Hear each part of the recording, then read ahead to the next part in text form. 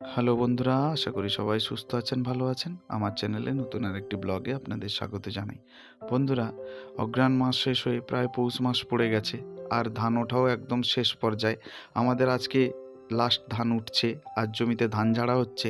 সেই জন্য আমি একটু বেরিয়ে পড়েছি জমির দিকে। আপনাদের প্রথমে বলেছিলাম যে আমি খুব গ্রামে থাকি, আর আমাদের গ্রামের ঠিক পেছন দিকে, মানে বাড়ির ঠিক পেছন দিকে এই যে বিশাল বিস্তৃত যে জায়গাটা দেখতে পাচ্ছেন, এটা পুরোটাই চাষ হয়। আর বিশেষ করে আমাদের এখানে ধান চাষটাই বেশি হয়।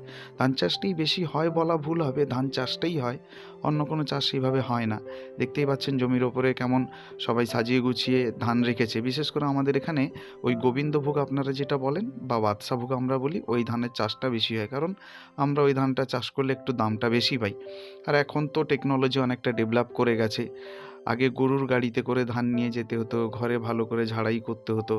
এখন সব মেশিন এসে সব জমিতেই সব ঝাড়াই হয়ে যাচ্ছে। দেখতেই পাচ্ছেন এই যে জমির আল ধরে চলে যাচ্ছিলাম, একটা ছাগল বাঁধা আছে পাশে।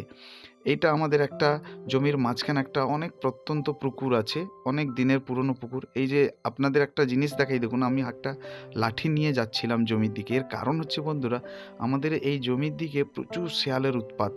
আপনি মানে খালি হাতে যেতেই পারবেন না, দিনের বেলা হয়তো আপনার উপরে ঝাঁপিয়ে পড়বে।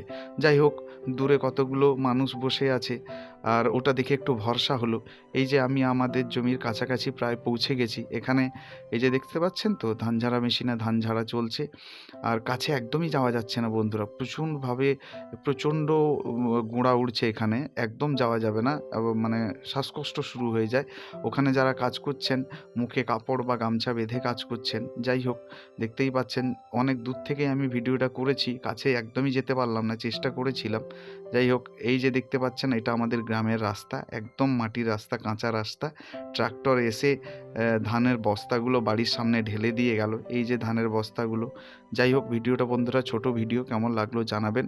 ভিডিওটা লাইক করবেন, কমেন্ট করবেন, চ্যানেলটা সাবস্ক্রাইব করবেন।